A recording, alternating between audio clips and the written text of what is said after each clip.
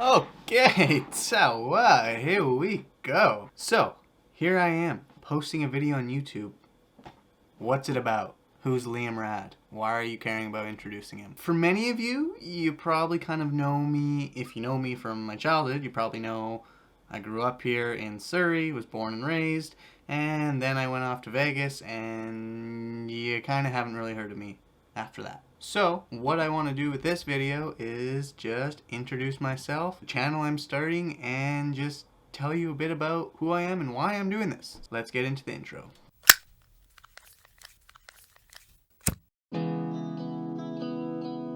Alright, so let's take it back to the very beginning. There I am. There's the family. There's Raylyn, there's mom, there's dad, and then there's me, just looking awestruck with the world, just kind of boggled by it all. Surrey Memorial, September 22nd, 2001, 5:55.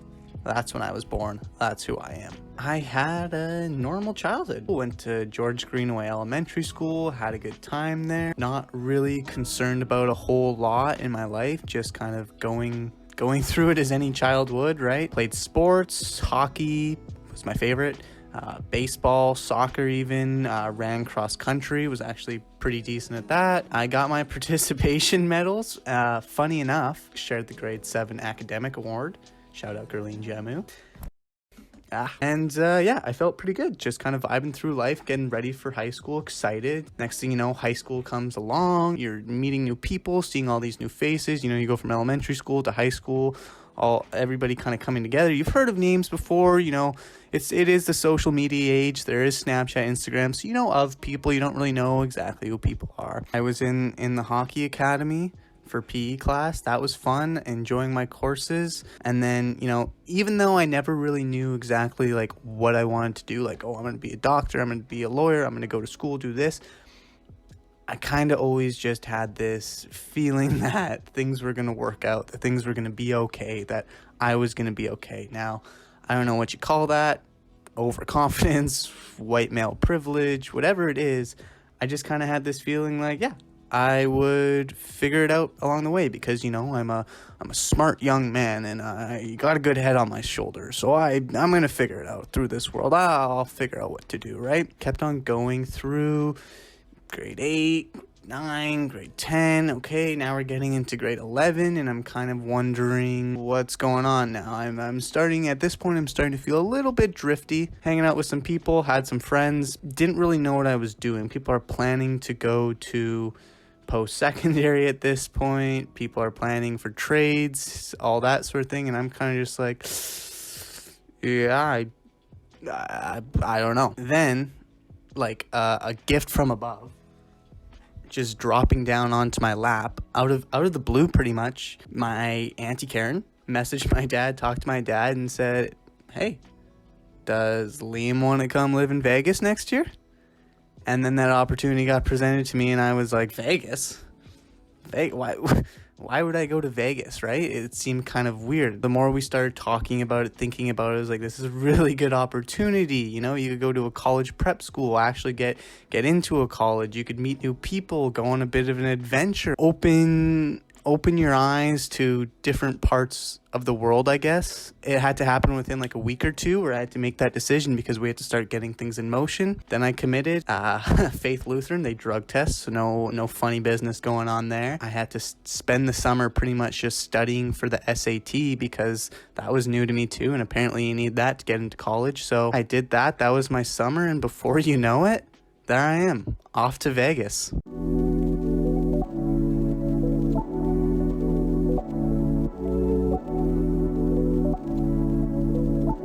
So, there I am now, living in Vegas. Now, when you first get to Vegas and you step off the plane, you take a breath in and it's literally like, it is hard to breathe. I showed up there in August and it's like prime time heat season. Now, it's not the worst thing in the world just because, you know, you're in an air-conditioned plane, then the air-conditioned airport, and then you get in your air-conditioned car to drive to your air-conditioned house, and then from your house, you get back in your air-conditioned car, drive to your air-conditioned school, your air-conditioned work, whatever. That summer, I had actually flown there once already to do my sort of interview with the school, try out for the hockey team. So when I came back, I've already been accepted into the Faith Lutheran, obviously, and now I'm playing on this hockey team. We're the Vegas Junior Golden Knights. The hockey was really fun. It allowed me to meet some people. Getting out on the ice was nice. We practiced 3 times a week, which is 3 times more than I had been doing as a house hockey player back home. It was good stuff, but the problem is I wasn't going anywhere with hockey. Hockey was fun for me. It's a nice outlet. I love hockey, but it wasn't going to take me anywhere to college where I was going to go off, have a big successful career. And what was happening is there's no local teams in Vegas. Vegas is just starting off just because they got the actual Golden Knights, and now kids are interested in hockey. So we had that one team, pretty much all of Vegas, and we'd have to go to California to play our games. And when we'd go to California, we would just get shit kicked, it seemed like. After a while, it was like, this is costing a lot of money. It's also costing a lot of money to be in Vegas already. You're not really kind of going anywhere with hockey, so unfortunately I had to fizzle out. After hockey was over, I'm pretty much just in school, living my life, doing my thing. Now, there's this one day in particular I remember. I'm sitting in Bonet's stat class. You are busting out of that shirt. Oh my goodness. Before class kind of gets going, I'm talking to Jack Marshall. He's introducing himself, the new kid sort of thing. Along comes walking over just this pretentious prick, sits his ass right down on my desk and interjects himself into our conversation. And I'm thinking to myself, I'm like, who is this asshole? Well, his name was Parker, and turns out we actually hit it off pretty good. We started hanging out, we started doing stuff together, and that's when the year really kind of started taking off. It was an instant kind of bromance. It was a real connect. Nothing felt forced. It was just natural. It was like, hey, I kind of like hanging out with you. You kind of like hanging out with me. It was good stuff. I started getting introduced to kind of his friend group, sitting at lunch and stuff, connecting with other friend groups. I started to get a base in it, and like the year was taking off, and I was having a really good time.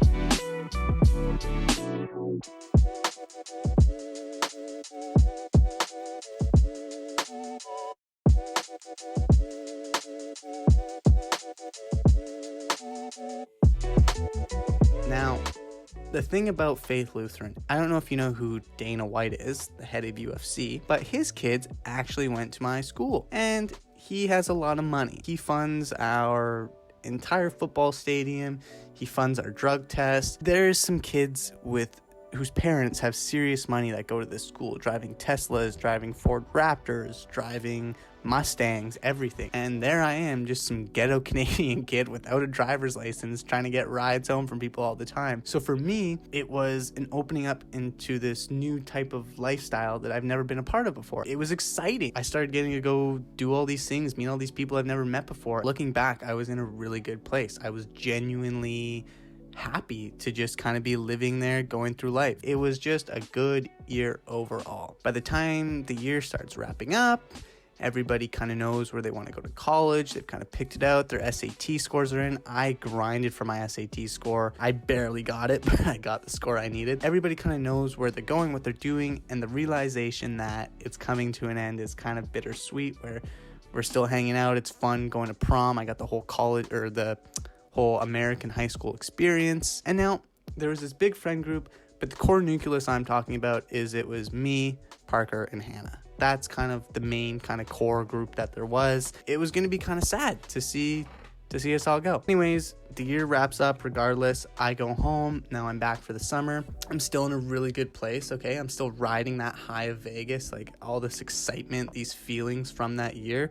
I'm still holding on to that. I got a good job at BC Ferries, working as a terminal attendant. It's a good job working there. You're on call, but even when I first got there, I kind of figured this is just another stop along the way. I was just like, yeah, I'm here now. It's cool, but I'm going to keep progressing. So that summer finishes up. I'm going to Reno, and after a long kind of negotiations and talking to, Sarah decided, my cousin, who I was living with in Vegas, decided she was going to Reno now. I flew back to Vegas. Her and I drove up to Reno.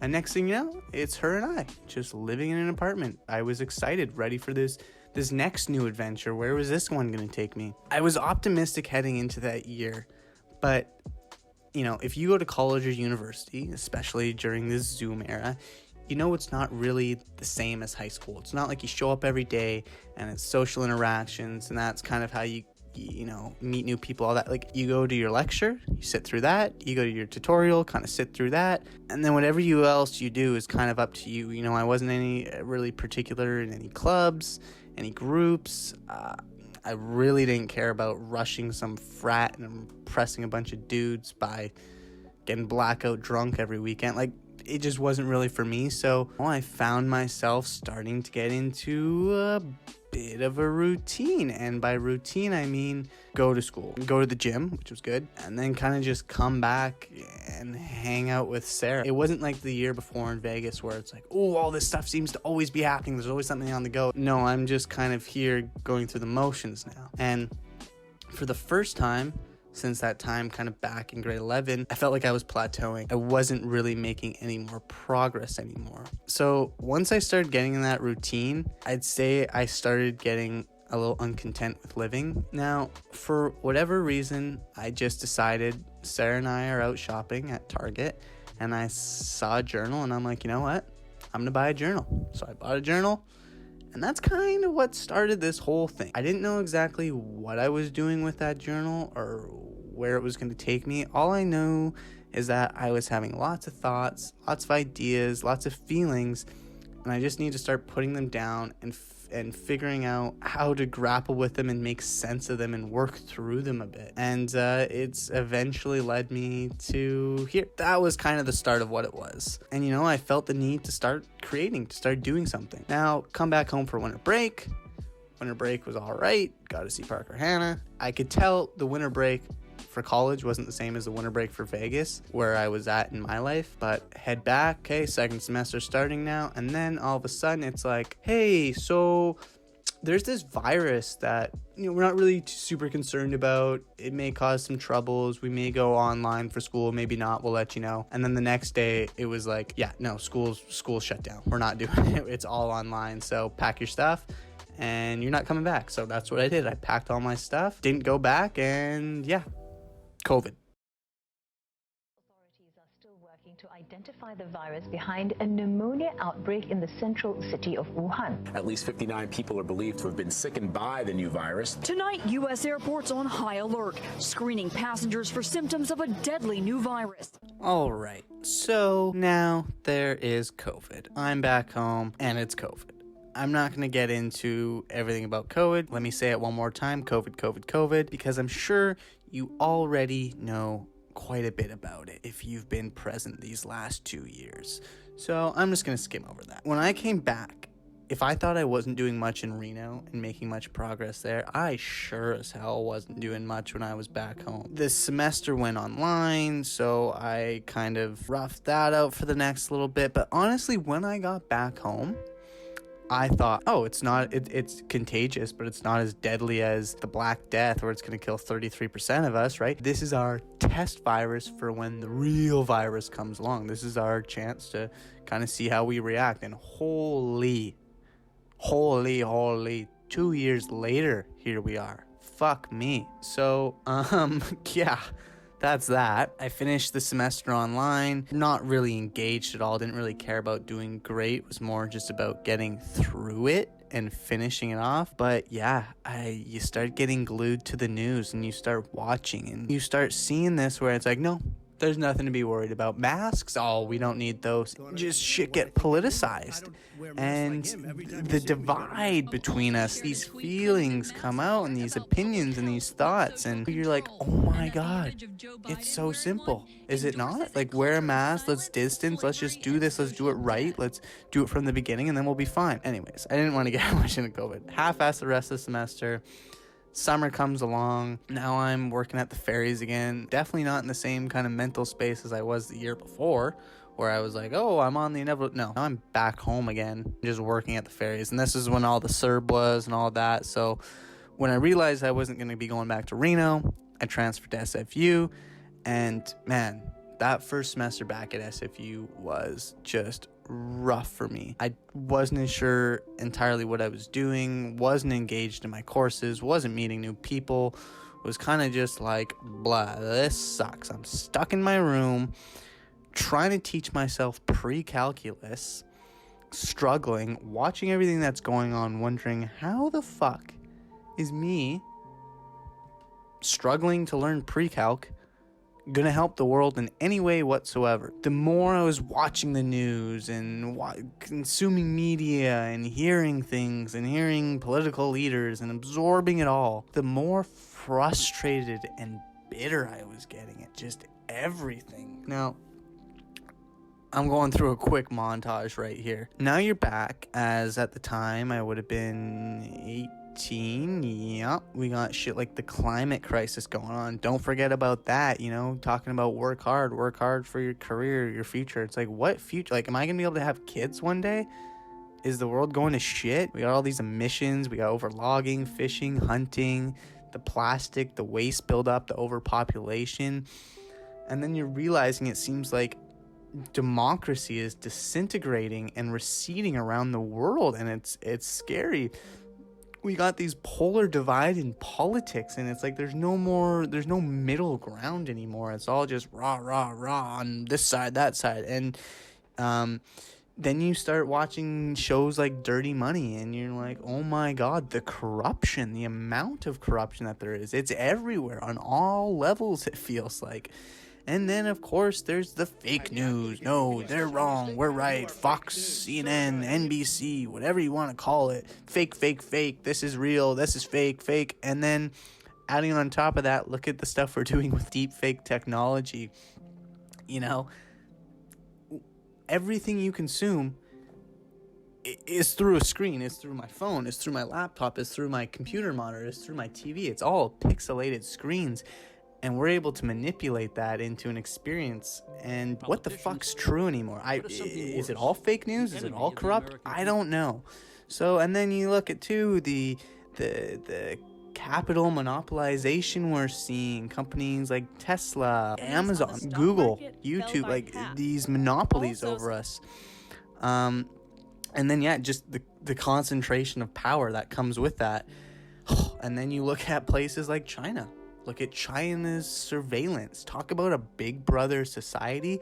We're already there. Have you read 1984? Because I have. And it's scary.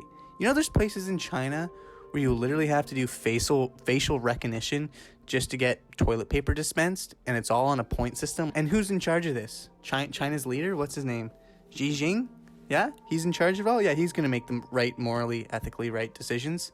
And then too, you see it's like all this world hunger, this poverty all around. I mean, I step out my front door and I guarantee you I could go point you to some homeless camps right now. You walk down King George, you're going to see some shit. And it's like, what is happening? We got billionaires in space, and we got a bunch of poverty back home. We got global elites, and, you know, I'm not one to be a conspirator about, you know, this satanic cult and all that, but then you see shit like Jeffrey Epstein, a billionaire. He has so much money that he was able to hide a child sex trafficking ring for how long? And it involves people like Clinton, like Trump, like Prince Andrew. And you're wondering just, like, how deep does this go? I don't know. I'm just a mere kid who can't even afford rent, really. There's such a small fry in this all. Like, what is happening on this bigger scale? You're seeing the starts of genocide. Look at what's happening in China. Look at what's happening in India with the Muslims. It's scary to see all this, to absorb all this. And then, it's just back to normal. COVID restrictions get lifted, back to school shootings, back to synagogue shootings. Like, a lot of young white males, my kind of demographic, just walking in, AR. It's like, what? And then, terrorist attacks, those have been happening, you know, since 9/11, obviously. And then you just start to see, too, like, the advancements of technology in general. Talking about, first of all, AI. the capabilities with that. It's kind of scary where we're headed. There's stuff like blockchain, NFTs. We're seeing genetic capabilities. We have the power to pretty much be our own god and create a world we want to live in, but who's in charge of getting to decide what that perfect world looks like, right? All these global elites? I don't know. And then like the metaverse. Okay, that's new. We're all going to be online. And then going into warfare, you're seeing, drone technology. You're seeing Elon Musk with brain chips wanting to be put into people. We're seeing a buildup of militarization across the globe right now. And it is concerning. It really is. As a 20-year-old who's trying to make his life work for him right now and figure things out, seeing all this is threatening and it is scary. And then you start thinking too just about the size of the universe in general. Like, we are some Dr. Seuss Whoville motherfuckers on this tiny little speck in this vast universe. It's like, what are we doing here? What's going on? What are black holes? We've had aliens visit us. Aliens have been like, you start absorbing this all, and it's like that house on fire meme. It's all right. I'm fine. It's okay. And it's like, is it though? Like, we all like to act like, oh, we're all civil and normal, but shit's fucking crazy, guys. It really is. And then too, you look at more recently the stuff going on. You look at the Taliban takeover. America failed there pretty much. Like I already said, the Muslims in India. Then you look at the world powers. What are the main world powers right now? US, barely still. China, Russia. China going into Taiwan. Russia going into Ukraine. This is scary stuff, guys. Like, we're sitting at home and we're worried about what Kanye West is doing with Kim Kardashian and Pete Davidson, what's going on with the Island Boys, Jake Paul, Logan Paul. Guys, this is just distractions to the real world things going on. And like, I feel like I'm starting to lose my mind and go a bit crazy here. Like, are we living in the same world right now? And it makes you start to question, what the fuck are we doing here? What am I doing here? What do I care about? What do we care about? What do I want to do moving forward here with life? Like, how am I going to be able to do anything? And whether or not you like it, the universe is in motion, okay? And you're just this little fish. Maybe you're in a group of fish. Maybe you're an individual. And you're just swimming through all the bullshit, trying to make it work for yourself. That's all you can do. Now, quote from a new movie, Munich, Edge of War: "We don't choose the times we live in. The only choice we have is how we respond to it." And that is so true. Do you think I wanted to be born into a world where we're dealing with people killing each other over the colors of their skin and the fact that they believe in some other fictional afterlife? No. God, no. God. Get it? But honestly here, like, I got bigger things to worry about, and it's not dying in some muddy battlefield because some egotistical politicians wanted a few more kilometers of land, stretch of territory. Like, I am sorry. I just refuse to get on board with that. You're so overwhelmed, it feels like. And the problem is that I'm sitting at home these last 2 years. It feels like I haven't been taking any steps forward, and I'm so overwhelmed. Everywhere I look, it seems like a mountain, and I haven't even started walking yet. So, you turn 20. You're not a teenager. You're in no regards a child anymore. And you're just like, what do I do? I can't even afford to live in the place I was born. What do I do? Yeah, that was another thing. Housing prices, Vancouver. It's crazy. Happiness, adventure, satisfaction, fulfillment. Like, none of that even, like, it seems so out of the realm of possibility. How do I even move out of my parents' house? And then you realize too that I've had a pretty good life. I was born and raised in the lower mainland of British Columbia. I got the opportunity to go to Vegas. I've had no trauma. I've lived a good, happy life pretty much. And you start to think, okay, if I'm 20 and I've had this limited experience in life and I'm struggling, figuring out how to make it in this world, then you start to be like, wow, there's other people with serious trauma who have had serious hardships in life and they're making it work for themselves and I can't even take a few steps forward. So that starts to wear on you a bit too, and come to the realization that your problems are fucking peanuts compared to everything else going on. While others are overcoming, I'm sitting here with my head stuck in the gutter for the last 2 years, pretty much, it's felt like. Yeah. So that's kind of it for this one. For COVID, it's like, came back, shit's hit the fan. I've just been sitting at home, absorbing, getting bitter and frustrated with everything, wondering what's my next step, how am I going to take it? Because I can't let another year, 2022, go by like the last two, where I just sit idly by and get pissed off at everything. I don't know what it is exactly, but it's time to start making moves.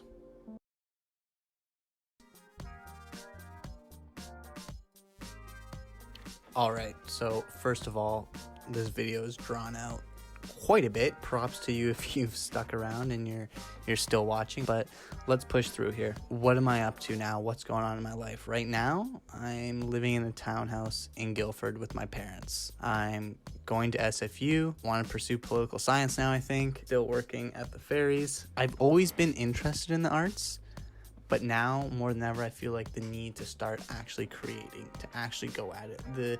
The dial on life, the saturation has just been dialed up just a little bit. I'm starting to feel stuff on a different level. This video definitely isn't a spur of the moment. I've been doing up notes, planning shit with my camera. I've been building up to this moment to now finally just push myself. This video is not going to turn out exactly how I want. It's going to drag on. There's a lot of ums, oohs, you knows, likes, but it's a process. It really is. It's been painfully slow. My head works a bit like a red worm, where it just kind of shoots out in all different directions, and I've been trying to grapple in all those and make sense of them. I was talking about the journals, right? Where did that first one take me? Where am I now with it? Well, the first one turned into a second one, and then it turned into a third one, which I'm on now, and then I needed one for my thoughts and sayings, my meditations, and then I needed a second one for that, and then I needed one for concepts and ideas, big planning. I need one for references, one for poetry that I haven't really started yet, a daily kind of just keeping track of stuff book, and then one for shout out Nicole Zietlow. Been following her doing her own creative stuff, and for just kind of daily journal planning, keeping up and holding yourself accountable. I'll move over here now just so we can pop some things up here. I've been also working on just the drawing. I've been trying to teach myself how to draw. All this stuff. I take a little notebook with me to work. It's a process for sure. I feel like I'm not really making any progress, but maybe I am. I don't know. Stick with it. And then this film stuff. Having this camera for a year and a half now. Started off taking some photos, taking some videos, and then I started videotaping myself. And now, you know, all these vlogs I've been doing, just getting comfortable talking in front of the camera, using the camera settings. You know, I try to start taking some cinematic stuff, just what does it look like, messing around with lighting, with composition, all that. And I feel like it's not all come together yet. It's on its way, but like I said, I can't just sit around. It's time to just kind of push yourself into the deep end a bit here. But with that creative stuff and that, you know, dial being turned up, it's not all good stuff, especially coming up to making this video, especially now. Feels like all my insecurities have just been piling on and hitting me like a ton of bricks lately. The feeling of being like lost and not really capable of anything. This feeling of just being low. This reoccurring feeling of just sadness. I've been reluctant to call it depression, but it's been like over 2 years now since Reno, and that's kind of just become a normal feeling. Self-doubt, this frustration, all this bitterness, this feeling of being overwhelmed. Like I was saying too, you realize that your problems are peanuts, and I really don't have that many problems going on in my life. But if I have this minimal experience and all these things are going on with me, it really makes me start to sympathize. Like, holy, what is going on with the rest of you guys? And what are you guys feeling like? Because I really don't have that many problems and I'm feeling all this sorts of ways. So it makes me try to helps me sympathize a bit. Yeah, moving forward here, it's just about being more tolerable, being more loving, being more forgiving. Just don't go shooting up a school, planting a bomb in some synagogue or some subway, or like, let's talk about it. I don't want to be your best friend necessarily. I won't be everybody's, but let's start discussing what is wrong. What can we do to help? Let's be better neighbors to each other. I'm not Christian, but let's look out for one another here. You know, when I think about myself entering this new stage as a 20-year-old, as an adult, I don't necessarily believe that putting in the hard work, getting a good job is going to equal success. You have billionaires going into space, people being born into wealth. Meanwhile, people are also being born into poverty, working really hard to make sure they get clean water, food, and you know, what are they getting out of life? My concept of working hard and deserving something and earning something is just all fucked. My concept of money, billions of dollars. What does that mean? You know, we've really had the creative freedom as humans to choose whatever we want to do. And we've chosen taxes, corruption, war, and traffic. It just, it doesn't make a whole lot of sense anymore. There's this whole hamster wheel mentality of life. You're hopping on and you need to go, and everything just feels so structured and so staged right now. There's big signs telling you when it's okay to applaud. Yes, cheer, this is good. And then there's other signs saying, no, this is bad. This is what we don't want. Don't applaud now. This is not part of our Canadian values. Small fringe minority of people who are on their way to Ottawa holding unacceptable views that they're expressing do not represent the views of Canadians. Do I have any individual say in anything at all? I don't know. Yeah, but somewhere along the line, my priorities started to change. I don't give a shit. Like, yeah, we all need money. To some degree, we need money. But, you know, wealth chasing, I don't know if that's for me. I'm trying to have experiences. I'm trying to feel something here. Naive, typical Gen Zer. Let's just make the world a better place here. Let's make it more fun, loving, and happy to be a part of. And I can still be very opinionated. I can still be very judgy. But, you know, let's just stop you from having your Mexican Joker moment. Which one of them do you think is Mexican Joker? And doing something crazy like shooting up a school, right? I don't know. Let's just talk about it. All this radicalism, not knowing what's true, and you know, we're all stuck to our devices, and we're all getting pulled apart and radicalized. And I think it's like, let's take a deep breath. Let's take a step back real quick. Let's evaluate everything and figure out what we want to do here. The world isn't all comforting and cozy, and you know, we can pretend like it doesn't exist, or we can realize it and try to figure out how we're going to move forward and address it. I kind of lost the ability to take this life completely seriously. I still do. I still value this life, very grateful for what I have, but somewhere along the line, I started playing sarcastic-ball, and it's like I just can't stop now. Everything I do is sarcastic. Everything I say is a little satire. Yeah, so that's kind of what's going on with me now, where I'm at.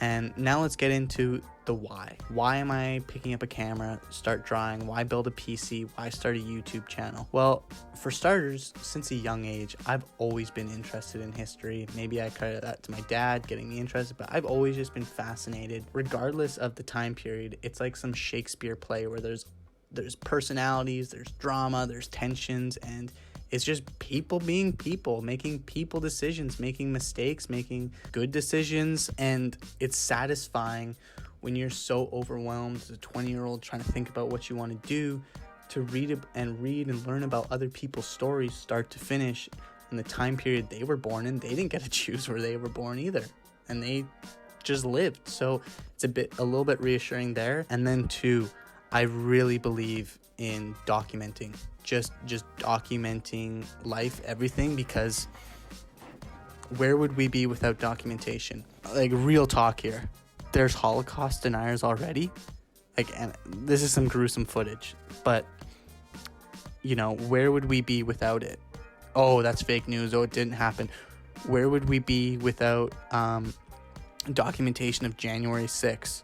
oh, well, there were some good people. They just came in and they wanted to know what was going on and nothing going on here. Well, no, they weren't Trump supporters. How can you say they were Trump supporters? The truth is just seems so far-fetched at this point. Knowing what's true, I think having a camera here and being able to really just kind of capture reality, that to me is really important, and one of the reasons I started picking up a camera, I think, and starting to document. And I've also always been into movies, cinema. It's kind of dope. The drawing seems pretty cool. It also is another form of truth, learning perspective, learning how light affects objects in space. It's a form of truth that you can't just say that doesn't exist, because I go out in my own reality in this universe, maybe it's a simulation, maybe it's God's haven, whatever, and there is truth. There is knowable truth. I believe in that still. Reading, educating myself, just wanting to understand the world that I'm a part of, writing to document again and to work through my own thoughts and my own ideas. The camera, filmmaking, truth, reality, personal memories, storytelling, that's all big to me. I just want to start keeping track. So when I talk about starting a YouTube channel, it's going to kind of break into 3 pillars here. It's going to be about myself. It's going to be about starting the conversation, welcome to the party. And then it's going to be about cinematic storytelling. So three main things here that this channel is going to focus on. When I talk about myself, as you can already tell, I ramble on and I have tons of stuff to talk about, whether or not it makes sense or not. It's really cheaper than therapy, working through my own personal shit. Catching a grip on reality. These types of thoughts and ideas I've been having, like, are they crazy? Are they radical? Like, I need some like peer-reviewed feedback here.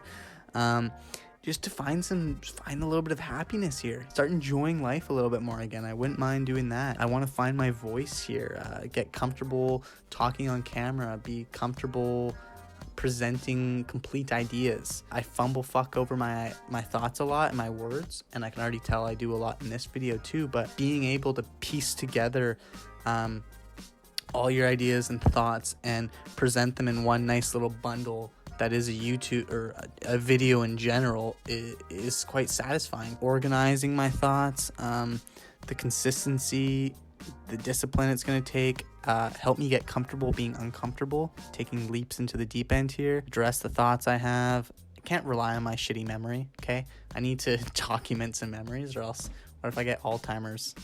I don't know. So I need to document. Historical documentation, personal documentation. And then, yeah, just go on a bit of an adventure. Let's see where it takes me. And now for welcome to the party. And what that phrase really just means is start the conversation. I see these ads too. I see these mental health, these men's suicide rates. I know these types of feelings and thoughts aren't unique to me. I know you guys are going through some shit too, and it's time that we start addressing that, making a conversation. And I'm not the first one to start. There are groups out there now, but let's continue with it. Let's put more positive energy out there than negative. Be a bit of a support group, address the real world current events going on, like shit like Ukraine and Russia. Let's talk about that and work through it and not just start fighting each other. I want to make you critically think a bit, start the conversation, create a sense of understanding, a bit of community here. So that's kind of what it means by welcome to the party. And then the last kind of pillar that this YouTube channel is going to be about is cinematic storytelling. This is about a pursuit of my filmmaking career, whatever that may be. I want to, establish some structure, a bit of a logical mind. Like I said, be able to piece my ideas together and present them. I want to develop my style a bit. Like, what does it mean for Liam Rad to produce a video type thing? Establish a bit of a workflow too, organization. I'm so just tired of getting caught up in my own thoughts and ideas and not actually producing anything, so pushing myself. Those are kind of the 3 main pillars that everything about this YouTube video is going to fall back on, to at least 1, 2, or all of those points. Maybe vlog style, it may be podcast style, it may be voiceover storytelling, it may be video reviews. I don't exactly know. I have lots of ideas, lots of thoughts, but it's about mobilizing them and putting them into action here. So for the channel goals, improve my overall planning and my filmmaking, address the thoughts and feelings I'm having, get efficient at something I want to pursue, work towards becoming a cinematographer, storyteller, cinematic storyteller, hopefully discover some sense of purpose and happiness and, you know, brighten some other people's lives maybe along the way. And I'll be making at least one video a month. This one took me a while to come together, and I don't even know who's going to watch this because it's so fucking long, but that's what's going on. It's not going to be professional in any sort of way, especially right off the bat. It's going to look very much like somebody just starting a YouTube video, so be prepared for that. Yeah, and as far as the style goes, I don't really have one yet. It's just going to be developing it as I go here. And another goal too is just not getting canceled. Cancel culture, man, it's a real thing. And sometimes I've been swearing on here, I've been saying some stuff, but like, I don't want to get canceled. So shout out to, right before I go, guys like Mark Bone, Danny G, Ryan Coe, North Borders, Aiden Robbins, Sam Newton, Daniel Schiffer, Peter McKinnon, and even some more recent guys now too. Like, I've been following these guys, getting a sense of how they do their channels, getting inspiration, and yeah, I'm ready to build a bit of community here. I'm tired of getting caught up in my own thoughts and never actually putting anything forward. So by no means is this video perfect. The next ones probably won't be perfect either. Kudos to you if you've made it this far, and yeah, go tell somebody you love them. Anyways, peace.